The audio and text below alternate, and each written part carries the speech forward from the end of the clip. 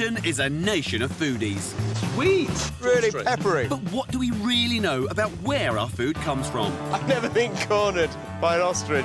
This is like Oxford Circus, but for cows. And how it's processed before it reaches our plates. This is incredible. The place is run by robots. We're going to the ends of the earth to find out what's really in our food. Whoa! I've got to change my transport. We're meeting the people who make it. Don't know where to look. And we're asking the questions to learn the truth. Let's do it.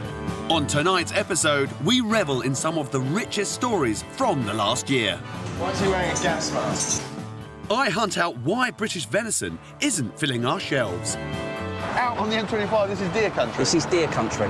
Matt discovers a potentially deadly secret hidden in every packet of bean sprouts. Has anyone ever died from eating a bean sprout? And Kate's in Italy discovering the secret to getting creamy balls of mozzarella. Oh, my goodness.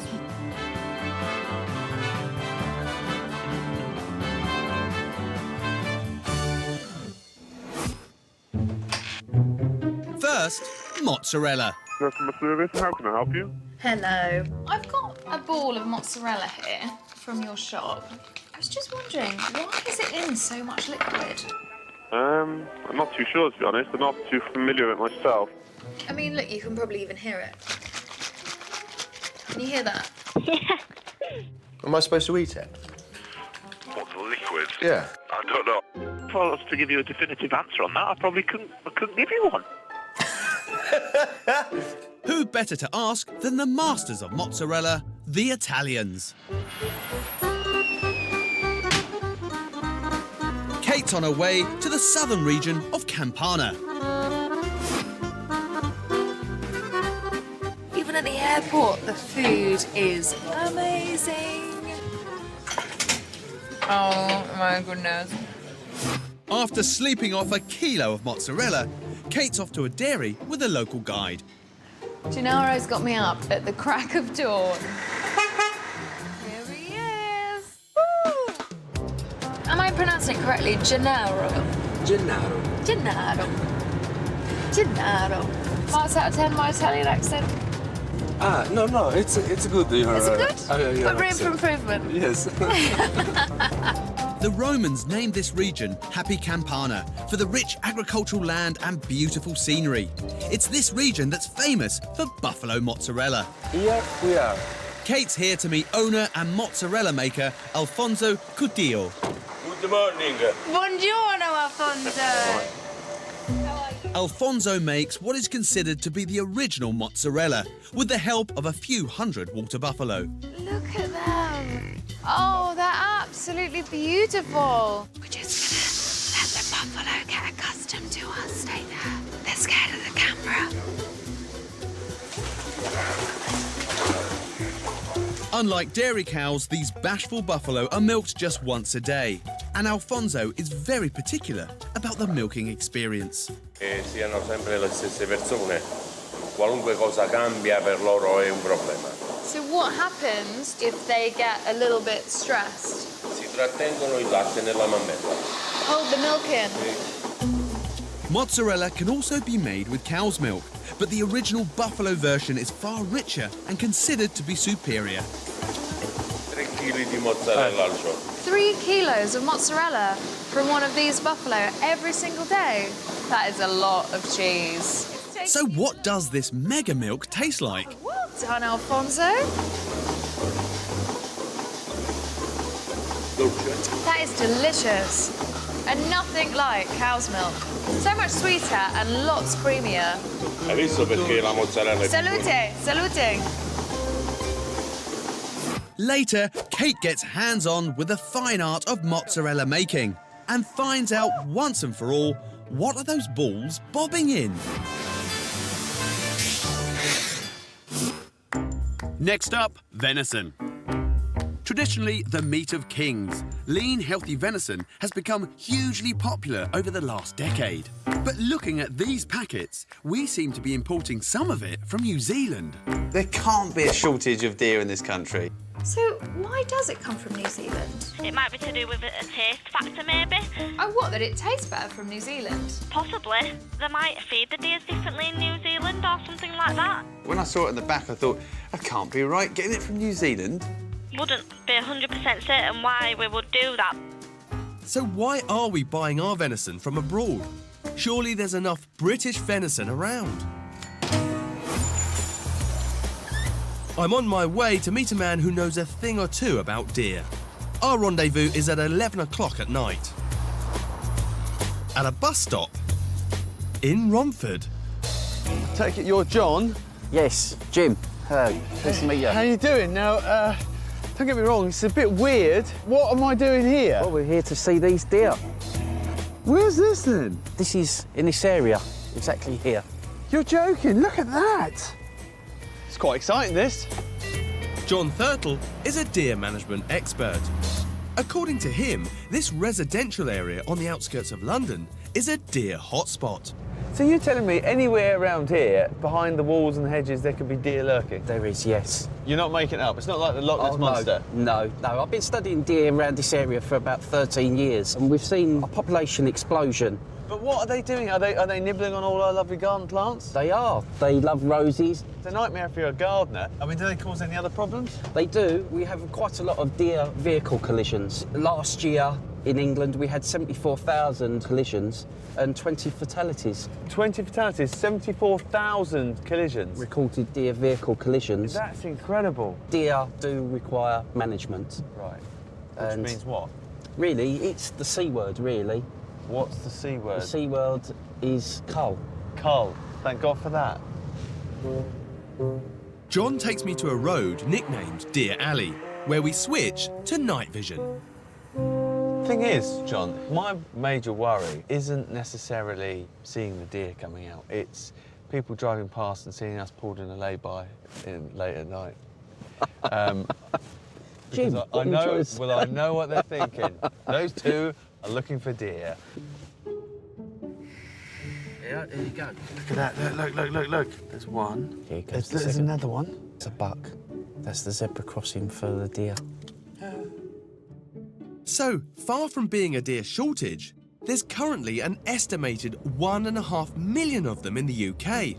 That's more than at any time since the Ice Age. There they are. That's the school. In the playground. And in the morning, kids have been otherwise. That's right. Here in Britain, we have got a major problem. We need to control our deer. They're destroying our woodland. They're eating our roses, causing car accidents. We need to manage them.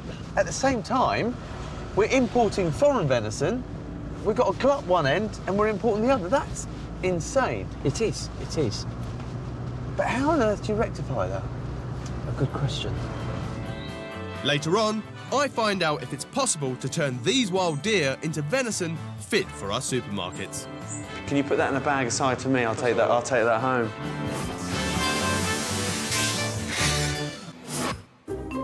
Next, bean sprouts. Now, I'm used to opening bean sprouts and just snacking on them raw, and I've just noticed on the back of your packet it says, do not eat raw. Oh, Is there a reason for that? let me have a look. Can you eat bean sprouts raw? It's a question on everyone's lips at the moment. How are they grown underground, are they? I don't know. On trees underground? On trees?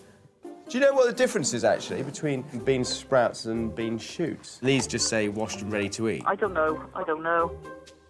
How long have you been eating them raw for? Ah, years. And you're still alive? I'm all right. I'd carry on as you are. Yeah. If you become seriously ill, don't come back for me. Matt's decided to grow some bean sprouts himself. In 6 days, I'm going to have my own beautiful sprouts ready to eat. And see if he can work out why they might need to be cooked before he eats them. So they're still damp and quite smelly, and I'm just going to leave them on my windowsill. It's going to be nice and warm. After a few days, his mung bean sprouts have come along nicely. That's my beautiful bean sprouts straight from the windowsill. But before he tucks in, he's going to show them to food hygiene expert Holly Jeffries, who checks the safety in restaurant kitchens. Hello, you Holly? Yes. Holly's going to check out Matt's bean sprouts, but first, she wants to test our chef's food safety knowledge. I want you to put these into the order. Right. If you were to eat them in their raw state, that would potentially give you food poisoning. So more likely in high risk, less likely in low risk. OK, so Stick the chicken in high risk. That's massively high risk. Beef, you can eat that raw, but I'm guessing you'll probably tell me I've got to cook it. Bit of coleslaw, that's got to be low risk. Bean sprouts, that's low risk. Oysters, can eat them raw, but they can get ill off them. Yeah, high risk, there you go. I'm going that. OK, I'm sorry, Matt, to tell you, but you are wrong. What, really? Yes. The chicken and the beef will be high. Good. Then we have the oysters and the bean sprouts. Really? On the high.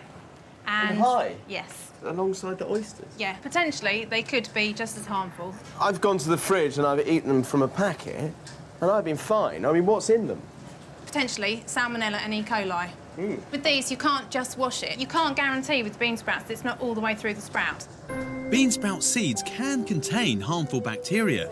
When the seeds are grown in warm, moist conditions, this dangerous bacteria can thrive. Has anyone ever died from eating a bean sprout? There was a case in Germany in 2011 where people died from eating them. There's also been a case of some school children that were growing bean sprouts, like you have here, and there were cases there where people were very ill and died. Really? Yes. In fact, E. coli in bean sprouts killed over 30 people in Germany in 2011. How you've grown yours in a jar, they probably wouldn't be so good to eat like that. So they're a bit of a danger food? Yes, they could be.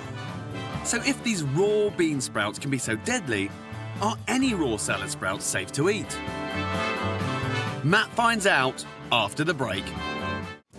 Earlier, Matt discovered his favourite oriental vegetable could be harbouring deadly bacteria. Potentially salmonella and E. coli. So how can some bean sprouts be labelled as ready to eat? Matt's come to a factory in Northern Ireland to find out. Hello. Hello, Matt. You're nice to very meet you. Bernie Butler's salads contain buckets of beans, including the type that Matt grew. But before sprouting, these seeds undergo rigorous testing. We send the sample of the seed to the lab. They test it there for E. coli, salmonella and listeria. All the good stuff. All the good stuff, of course. And just to be doubly sure, the seeds are given a bacteria-banishing bath. Why is he wearing a gas mask? Well, I think it's important when you're handling hypochlorite. Is that the swimming pool kind of smell I got? Yes, it is. So how strong is this chlorine? It's a very high concentration. Right. So you wouldn't want to swim in a concentration like this? No. But unless you're a mung bean. In fact, the bucket contains a chlorine solution that's 10,000 times more concentrated than the average swimming pool. Is this just washing the outer shell, would you That's absolutely all it's doing. But it is completely washed off the product before it ever gets into the sprouting stage. Once the water runs clear and there's no trace of chlorine, it's on to the next stage of the production process. This is really itchy. So the seed goes through a heat treatment, and thereafter it goes through its entire sprouting process in the bin. And is that done in a warm environment? No, it's a cold water environment. This is the key difference that makes these sprouted beans safe to eat. The bean sprouts we typically use in a stir-fry are grown for 6 days in a warm, dark room, giving the bacteria plenty of time to thrive. After just 2 days in cold water, these baby bean shoots are ready to be eaten. Now, these are sprouted? Yes. Can I try one? Of course you can. Aye. I don't want that many. They're very good for you. Yeah? What, by the shovel load? Thank you very much. So, Bernie, in this form, you can eat them raw, but in the bean sprout form, you need to check on the back of the packet or indeed cook them. Is that right? Absolutely. It's a very different product, grown in a very different way. If there is a cook instruction, I would definitely advise you cook this product. There's a ready-to-eat instruction, and therefore they're safe to eat from the pack. The demand for venison is so great that British farms are unable to keep up with supply. So supermarkets are having to rely on imports from New Zealand. Despite the fact there are plenty of wild deer on our doorstep. Yeah, way, look. There we go, look, deer. So why aren't we making the most of the deer in our own country? I've got another rendezvous with John Thurtle, and this time he's asked me to meet him at a service station on the edge of the M25.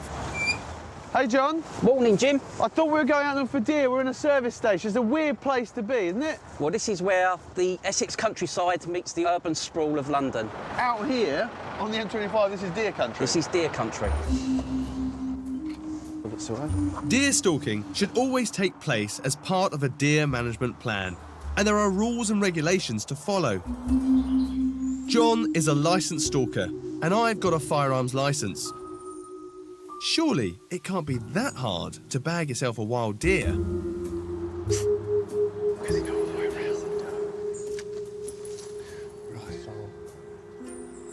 popped its head up.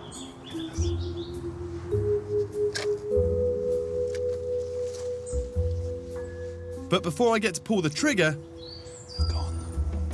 Oh dear, it's going to be harder than I thought.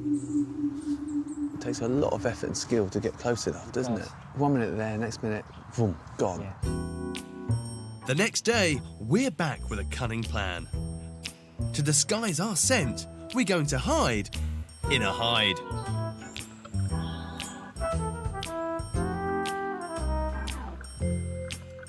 But it turns out the only thing we're going to catch from up here is a cold. You see, if I was supplying a supermarket with wild British venison, empty shelves tomorrow, wouldn't it? You can see the problems, can't you? Yes. So how do you get wild deer off the roads and onto our supermarket shelves? I've come to Suffolk to meet a man who's come up with a solution. Hi, David. Julie, yes. Good to see you. I'm here to see some of your wild venison. You are. David Hooton is from the Deer Initiative, which aims to provide supermarkets with a ready supply of wild venison. Now, here's a fallow buck. So this one has just been brought in by a stalker. Yes, he shot it last evening. The initiative encourages licensed stalkers to bring their wild deer carcasses to small meat suppliers like this one. Here, the meat is butchered before being sold on to local supermarkets. Wow. A larder full of skinned carcasses. This is now looking like something I recognise from a butchery point of view. Over there, a wild animal come out of the fields, it's about hunting. Now we're looking at something that's a bit more standardised. And this is something that will feed a supermarket. Individual stalkers will only be culling 1 or 2 animals a fortnight. A supermarket isn't going to accept a chap coming in with a bundle of deer somewhere, a bit of venison, and saying, this week I've got this. They want continuity of supply. Right, well, let's have a look at some of these. Are these from all over? These come from all over East Suffolk. This was from Tunstall. And all the different stalkers' names here as well. Each of these carcasses can be traced back to the place it was shot and the person who shot it.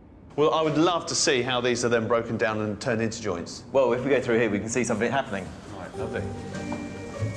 We've got Paul here. He's one of the directors of the company. Hello, Paul. Nice to meet you. Nice. Paul Denny's company has been part of the initiative for 5 years. He's a gamekeeper's son and a qualified butcher. Look at that. That's all lovely lean meat, that is. Can you put that in a bag aside for me? I'll take that home. This is the dispatch chiller. Right. I mean, there's so many different products here. You've got diced venison, you've got venison burgers, lovely venison sausages here. Where are they all going? We supply the local co-ops, Waitrose, and also Budgeons. So it's actually working. This whole facility is turning those wild animals out there into something that I can now buy in my local supermarket. Yes. I love it. I'm having venison tonight, that's for sure. Brilliant I think we are as well, actually.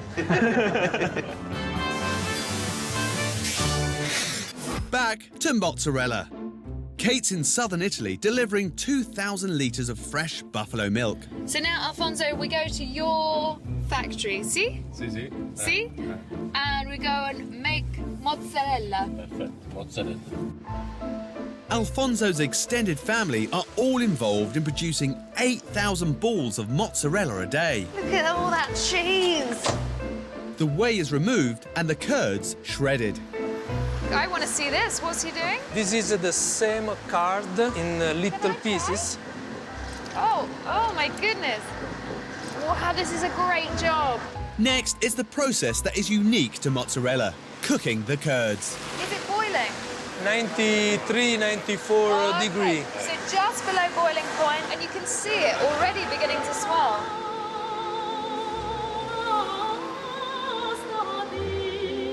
As the curds melt, the excess water is drained off.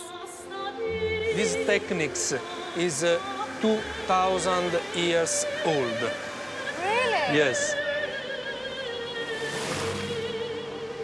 Look at what it's done? I mean, this cheese. It's like the mozzarella I know on top of a The pizza, mozzarella- you know? It's like stringy. The secret to making Italian mozzarella is knowing exactly how much pulling and stretching the cooked cheese needs until it reaches the perfect consistency. Right now, Alfonso's getting in there. Then it's subdivided into the balls we find in our packets. So what's going on here? Now they are cutting by hand. The name mozzarella comes from the Italian mozzare, which means to cut off. You don't use any knives at all, you just cut it with your hands. Perché ovviamente toccandolo con le mani l'operatore riesce a capire se ha, diciamo, la consistenza giusta. Right, so I take a little portion of this man's big ball of mozzarella. Cut. See? Ooh! 0, 10. 0, come si dice in inglese? 0. Your vote is 0. No, Alfonso! 0! The balls, all except for Kate's, are then held in a special solution for 2 hours. È importante perché in effetti, essendo, diciamo, una concentrazione di sale molto alta, 10% di sale, allora aggredisce la mozzarella questo sale. La mozzarella si difende da questa aggressione del sale, quindi si contrae e crea, diciamo, questa pellicola. Without this external skin, this delicate soft cheese would disintegrate. Very, very gentle, Alfonso. They're like your little babies. Yeah. Infatti sì, queste vanno trattate quasi come si tratta una bella signora. Alfonso! Mozzarella, like ricotta, is a fresh cheese and can be eaten as soon as it's made. But it has a relatively short shelf life and must be shipped all over the world. So this is the final product? Yes. Why do you package it in bags with water like this? Perché essendo un prodotto morbido, molto ricco molto umido, deve per forza viaggiare con l'acqua, altrimenti si schiaccerebbe, diventerebbe una pizza. But this is not a normal water, non è acqua normale. No, non è acqua normale, serve anche, diciamo, per conservarla meglio. C'è un po' di sale, c'è acido lattico che praticamente abbassa il pH. In acqua normale, a pH 7 per esempio, la mozzarella esternamente si sfalderebbe tutta, si romperebbe. So this is packaged in, well, what is a brine really? Salt, water, and that keeps the mozzarella fresh. It doesn't get any fresher than this. From buffalo to bag in just 8 hours. Right, let's go. Oh my God. Alfonso, that is phenomenal. Okay, I don't think the crew can wait for us to cut. They've got to eat some of this cheese. Seriously, it's amazing. I'm having the box, Alfonso. Ha detto che mo se le prende tutte. Sì? Arrivederci. Ciao.